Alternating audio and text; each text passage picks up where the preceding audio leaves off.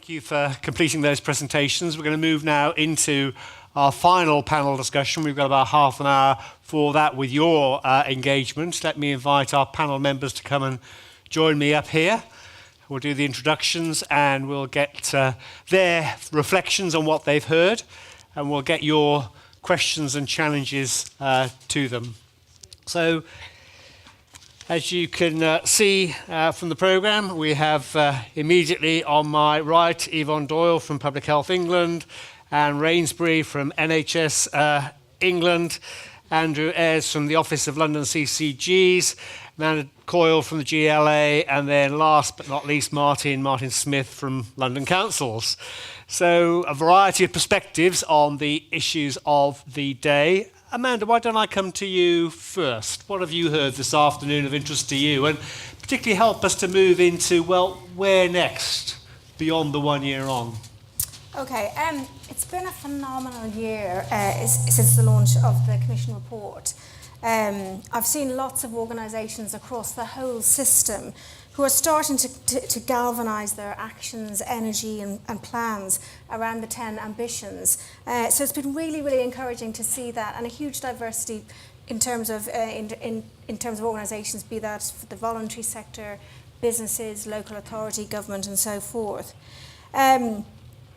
For me personally, it's been really encouraging to hear that prevention is at the core of what we need to do. We heard from Boris this morning, who really is enthused and motivated to be able to engage the citizens of London on the prevention agenda, and that prevention bit is really at the heart of the 10 ambitions that we've set for the city. And the 1 year on report really is just a snapshot of the collective achievement of all the parties. It represents a really strong start on a journey to really make a difference to Londoners' health. So I think for me, in terms of what I've heard today, more so than ever, we need that system-wide approach. I believe that we have all the ingredients within the city to be successful in our endeavour. We have clear London-wide leadership in terms of the London Health Board, right from the top, who are challenging us as organisations to be able to step up and make a difference. We have a plan in terms of the London Health Commission, and also collective agreement to do more, faster and at scale, to prevent Londoners becoming ill, and also to ensure that our children get the best start in life, which I think is really important. And I think most recently, in our efforts to seek greater devolution, we're looking for the autonomy to get the levers we need in this city to actually unlock some of London's assets, to make the step changes that we need to make to be able to work more collegiately and collectively together.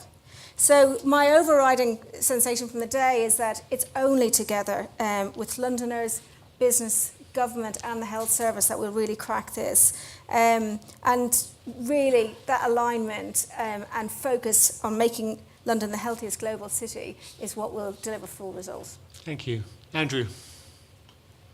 Two things really. I think the first is, I think we've seen a huge opportunity today. An opportunity for us to work together to do more. And I think in part we've heard also there's an imperative. So yes, we can do more and there's lots of ways we can do it. But actually if we don't do it, we've got a real problem. So I think we started to hear that at the beginning of the day. We've seen very positive things that we've done.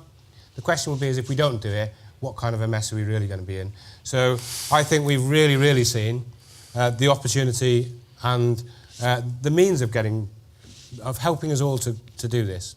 And three things I'd bring out. First thing is huge amount achieved in the first year.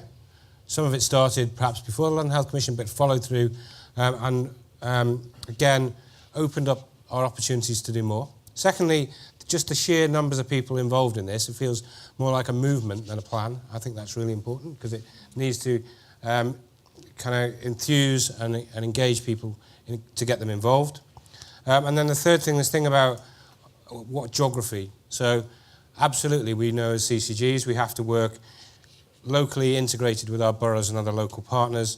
We also know we need to work in collaboration with others on a bigger footprint, and then there's clearly a London-wide footprint that works in many ways for us. So I think working at all of those three levels will help us and help us address that imperative. So how we do it well and how we take forward that work we've started in the last year, I think will be the critical task for us. Thank you. Yvonne. Yeah, so this is prevention in action, really, and it's a good partnership, and people here and those who support them, by the way. I want to acknowledge the work that's been done by Anne's team, by my team, by the GLA team, who've done an awful lot of work to make this happen today, and that's a lot of effort behind the scenes. And we're committed to continuing to do that and to shape thinking. And then once you've done the shaping of thinking, which I think is the job here, it's the leverage of the assets, it's leverage of come and help us, work with us. This is exciting, we're going to do it, we're making progress, we're going to come back and account. I think the next step will be account to Londoners themselves, get them into this conversation. And there are ways of doing that, but also make them excited about it, the way we were hearing about New York. Just want to say one thing about the money. So it was very interesting hearing about the tax thing, and we've had a thing this week, as you know, at the Health Select Committee about, what's the next big step. And I think what was said this morning was very, very wise and measured, and I have to say I did not know what they were going to say. But it was great fun watching the journey that everyone is on. And I think that's the right thing to do. And I think London can do it with them. We are ambitious to try things out, not just about sugar tax, but about a lot of things. I think London can do these things. The money bit, though, that people don't talk about, Chris, is that the state is moving out of the financing of, a lot of preventive programmes by necessity, because we're going through a very difficult time. One of the things we looked at in the Commission was who steps into that space. And the reason why you might consider fiscal measures and taxation is that we do need resource to do this. If you were doing a new drug trial, you'd be spending tens, maybe hundreds of millions of pounds on a new development. And that would be a commercial development, and then it would be implemented and paid for by the NHS and others. Who pays for prevention? Now, in the insurance industry, in accidents, the polluter pays, the harm doer pays. We just maybe need to get our mind into a different place about how we garner resources for prevention. So I'll leave it at that. Okay. So Martin, the NHS often thinks it's facing tough times, local government even more so. Your reflections? So I won't try and repeat what has been said, but some of those themes sort of resonate. So there's this point about common purpose. So I spend a lot of time in my own organisation and across trying to create this common purpose. What are our shared outcomes? One of the things I've heard today is, of course, a very clear common purpose amongst all of us. I'm looking at Cheryl and John now, but one thing they both illustrated, the complexity of the system we operate in. And there's always a risk that we lose sight of what we're trying to achieve, and we need to bring ourselves back to that regularly. I want to resonate with something that Andrew said, that there is no other option, actually, because the alternative option, we all go bust together, one after the other, so this is worth trying. The contrast with New York I always find fascinating, and there were three observations from that. Firstly I thought it was really interesting from a local government perspective, hearing Oxford talk about leadership of place, because it seemed to me she moved quickly from New York's health plans into the other plans for the sustainability and well-being of the city. If you're a local government person in this audience, that will be very familiar to you. She then said you can only do this on a multi-sectorial approach, which I think will be something that resonates with everybody in this room. But a year ago, the big contrast from New York was the propensity for New York government to act and do the things that only government could do. And I'm trying to avoid the use of the word regulation, because it seems to be a bit derogatory in some senses. So to hear Simon argue for fiscal powers for local government and powers around planning and licensing that will make our environments healthy, is a really, really positive development. I think shows we've moved on in London. I thought Simon set out the agenda for the next 12 months really succinctly, as I guess he would, and he talked about prevention, integration and infrastructure around estates. So my final point is going to be a plug. So those of you that are familiar with the London local government supported by our NHS colleagues spending review proposition, which will be me and about 3 others in the room, I suspect, those are exactly the things we have asked for, and those are exactly the areas where we've asked for action by government bodies and national bodies to help us do the things that you've been hearing me out talking today. And my ask for people in the room who have good connections with government, civil servants, press others, press home London's case, because I think with that we can do some of the things that colleagues have been talking about. Thank you. Anne. I don't want to repeat things that others have said, but a couple of reflections. The first thing is this idea of movement, I guess, because there's no way that any one partner in London can deliver this transformation. I think, if I think back to middle of 2013, when a few people started to have a conversation about how do we start to have a debate across London about health and well-being as distinct from the health service, and then out of that came the Health Commission and the huge engagement there was of people in this room, but importantly Londoners, and then how that's built. And I guess one of the reflections is, how do we build on that momentum? How do we get even more people involved? Because if we're truly in that space of health, then what Yvonne is saying is, how do we start to connect more with Londoners? Because the vast majority of decisions about the impact on health, we all know, don't happen in the health service. We pick up the pieces, but we need to tackle that. So that's the first reflection. There's this huge journey from a group of people thinking about how do we have a conversation about health to where we are today. Second is just a reflection on what Martin said about huge consensus about the what. The 10 ambitions, London being the healthiest global city in the world, is a language that you just hear around partners, and one that I think really inspires people.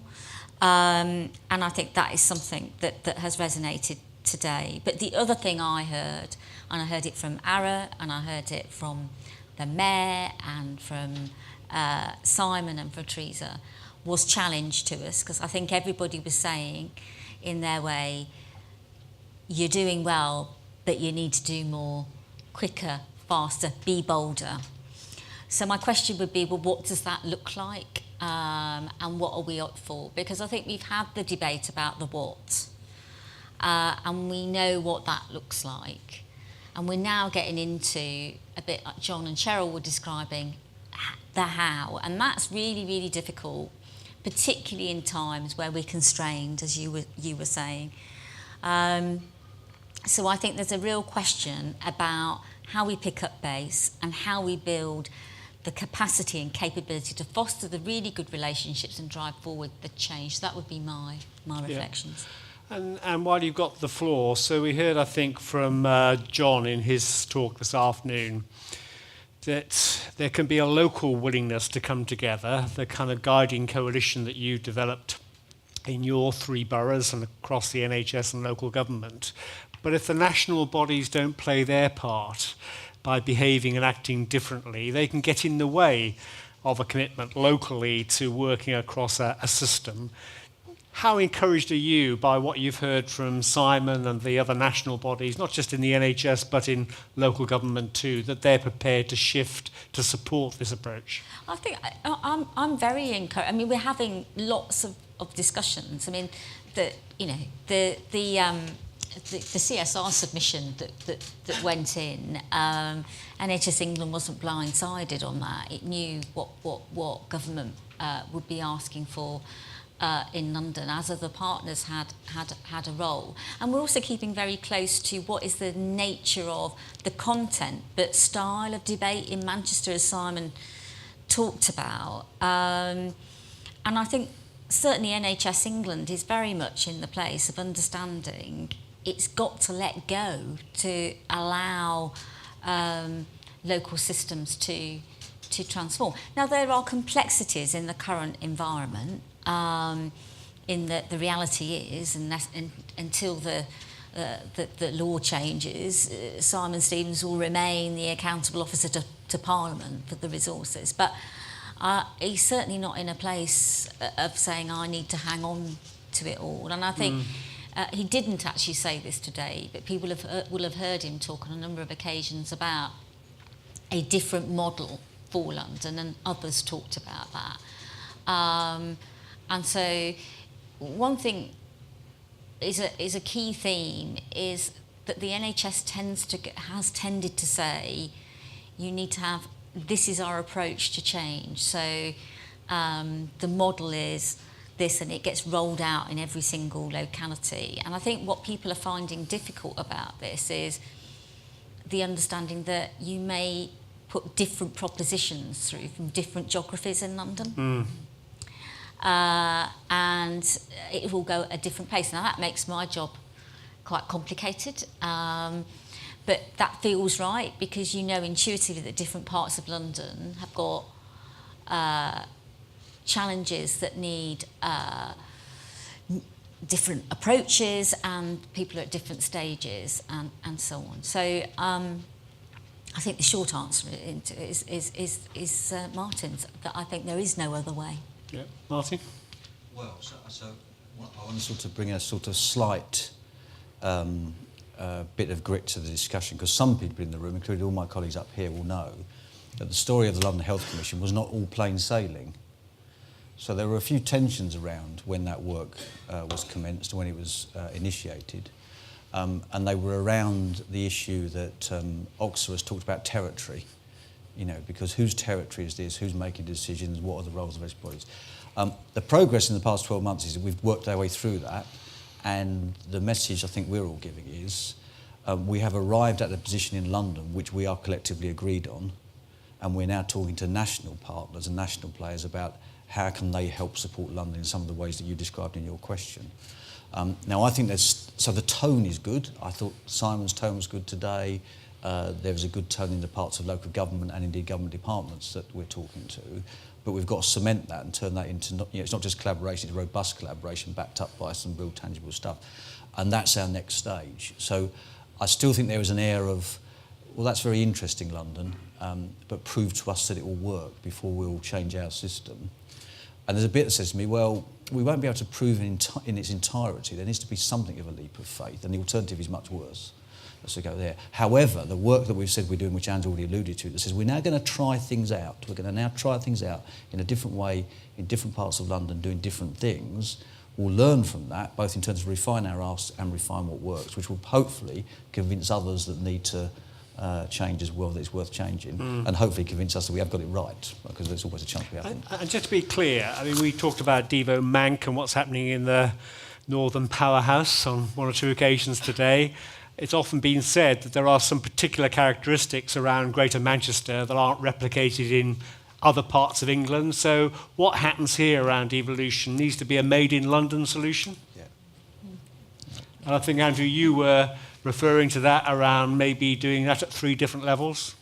Well, I think so. I mean, with 5 times the size of Manchester, roughly, and 5 times probably in many ways the complexity and so on, not least the flows of people into London, and the populations we're thinking about. So I absolutely, I think there's something about growing from the bottom, what works for different communities. So Simon reminded me of Angeltown. That's in my borough. You know, I've got to think about that within a borough setting, let alone within a London setting. So I think it's got to be something that works for the various communities that are in London. Some things it will make absolute sense to look at a bigger geography from, because you cannot plan on a small-scale geography. And I think there's a common understanding, or commoner understanding, about what those sensible geographies will be as we go forward. And is that understanding shared, Yvonne, from a public health perspective? Yeah, and you know, we started this, and indeed the Commission was on this journey too, that you know, the only level at which you see real change is the local level. You know, that's where it starts. There's a relatively small amount of thing you do across the city. And Chris, we had that conversation. You probably may remember it when I jog your memory. We were talking about stuff like air pollution and TB.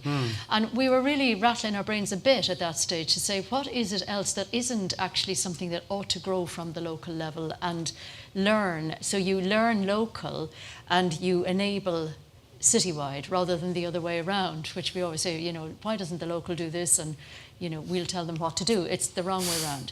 So I'm absolutely convinced we're right on that.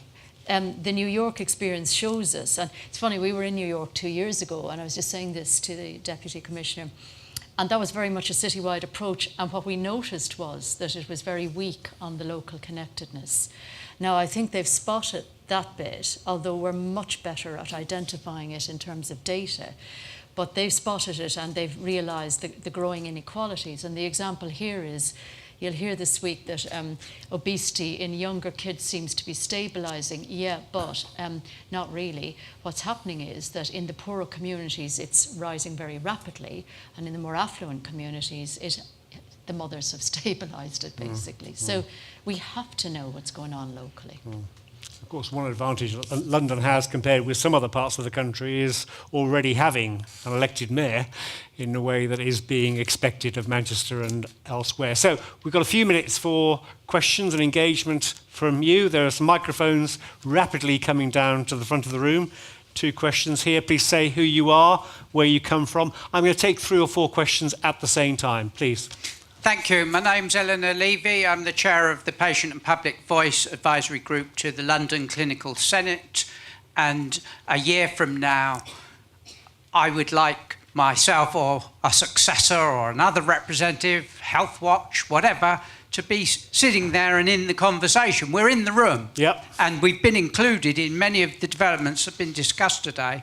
And another chair that I'd like to see is just some kind of representation for other social care agencies, such as from the criminal justice system, from housing, from benefits, because these wider social determinants are, in the end, what is going to cause success or failure to this whole movement. And I was most interested and turned on by the coalition discussion of values and principles. And it seems to me that we cannot go on with this dichotomy between commercial determinants, drivers of profit and loss. What good is it to find a health support company or provider? In the end, it just deprives resources of the people who need them.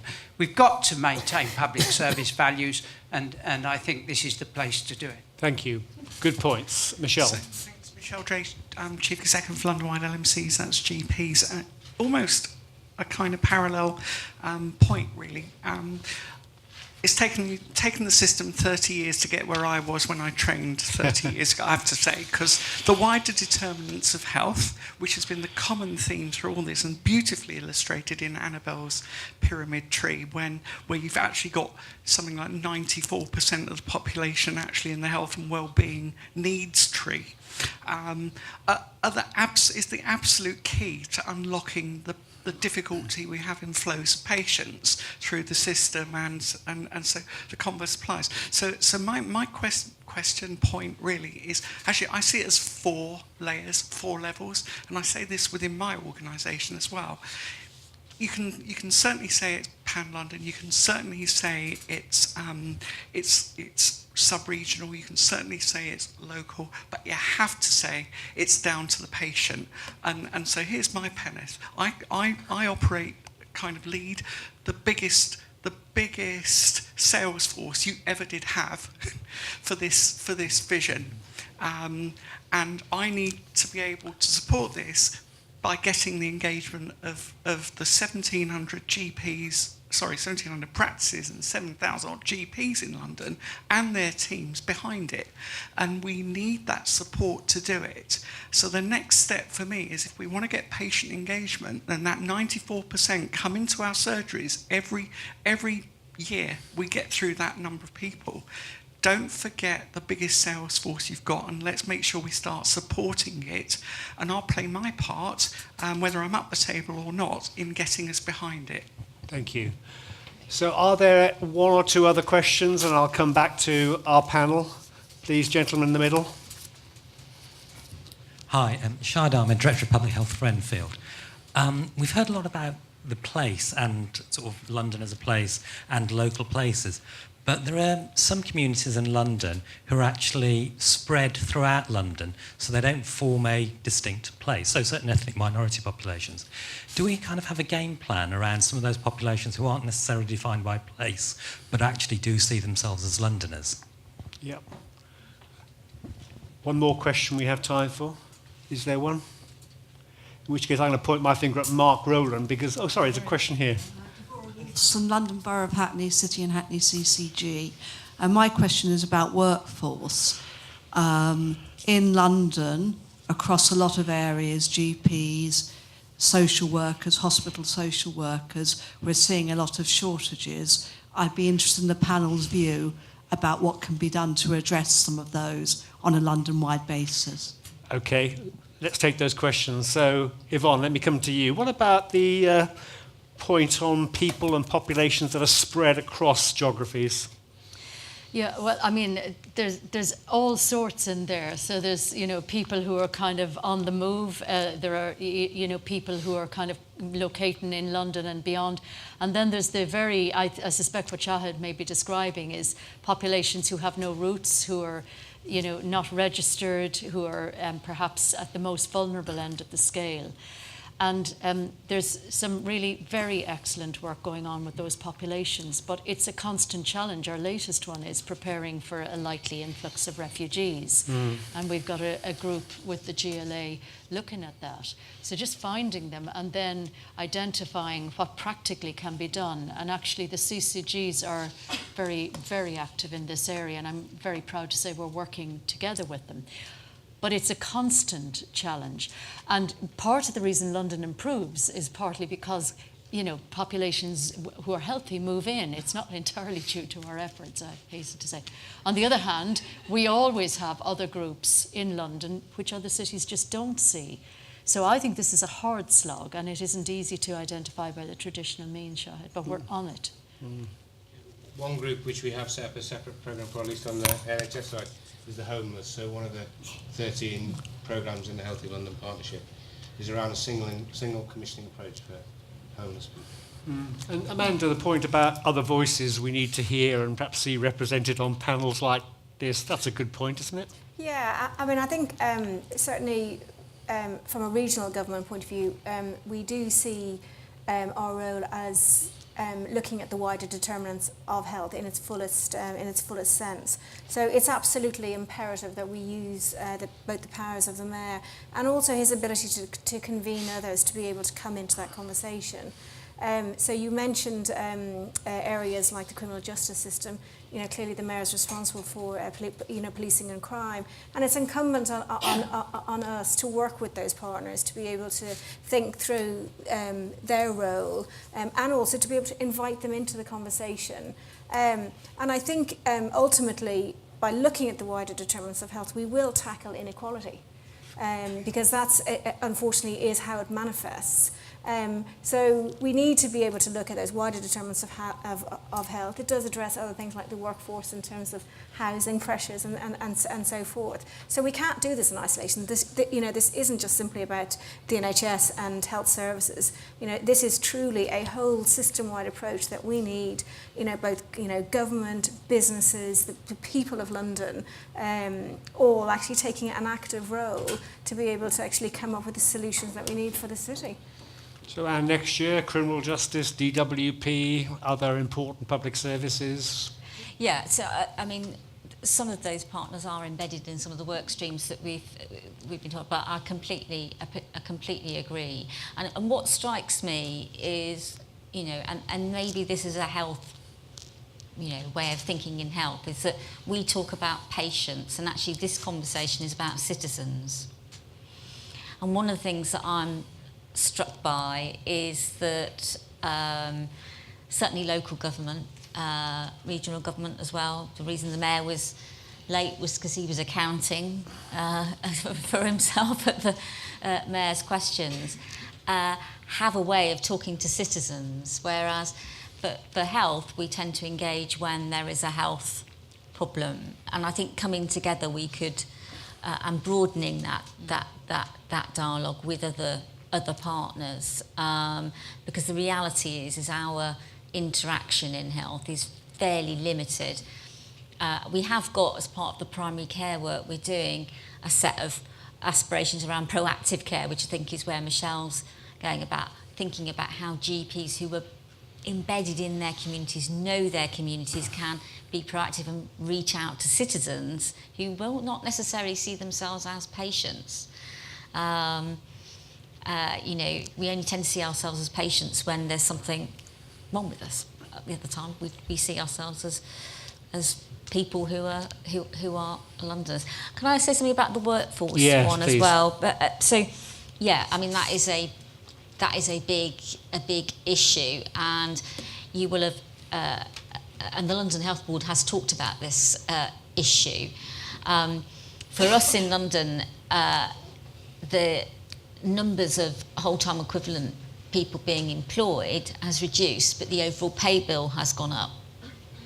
And that's because we're becoming more reliant on bank and agency staff. And I think there is a very important conversation about what we do about that. So some of the solutions there are national, and there's a dialogue with Health Education England and other partners about how we get the right numbers of people trained to be about. I mean, if you talk about GPs, actually, from a GP perspective, people training of GPs in London, we're very, very fortunate. We get good fill rates. It's the fact that people don't want to remain as GPs in London. And therefore, the real issue for us is how can we make London an attractive place for people to want to spend their careers? And certainly the London Health Board, it hasn't come to any conclusions on this yet, but has been having active discussion about what can it do in that space, because that's all about the the housing, the offer, the environment, etc. for people working in London. And that, for me, I think that's somewhere where we could come together to think about what we might do, and certainly where, and this is a personal view, where I think that the political support could be helpful to us in a London context. Martin, your final thoughts? So I want to say something about Eleanor's point about other services. So I represent London boroughs in these discussions and this work. But I'm very conscious that when people talk to me and see me as a representative of London boroughs, they think I'm representing adult social care. I don't think I'm there to represent adult social care. I'm there to bring the plethora of local government services, because in my own patch I'm responsible for children and young people, planning, licensing, leisure, a plethora of other things. So I'm hoping that I'm bringing local government's functions to the debate, which is not the totality, but is a lot, not just the social care bit that is normally associated in this discussion. The other thing, just a slightly esoteric point, this notion of place, I agree with Michelle. If I ask my residents where they live, they don't say London Borough of Ealing. They say Acton or Perivale or Greenford or the various bits of Ealing. So place is an interesting concept. And I think that's why we need to work at different spatial levels for different things, while recognising that the only change that ever occurs is at the hyper-local level, which is you and me. On the workforce point, one thing I'd add into this, and then final few thoughts from me. We've been doing a little bit of work in Leeds through some of its work on integration and many of the questions we've been exploring this afternoon, and they've adopted a city-wide approach to the public sector workforce, because the council is losing staff at the time that the NHS and some of the private sector employers need more staff. And it isn't a simple question of moving from A to B to C. It's about then the training and redevelopment programs collectively you can put in place to make the best use of the people you've got, where they're displaced from one organisation and might end up playing a very valuable role in another organisation. Scale is very different in Leeds compared with London, but nevertheless the principles, I think, have resonance and relevance to our discussion this afternoon.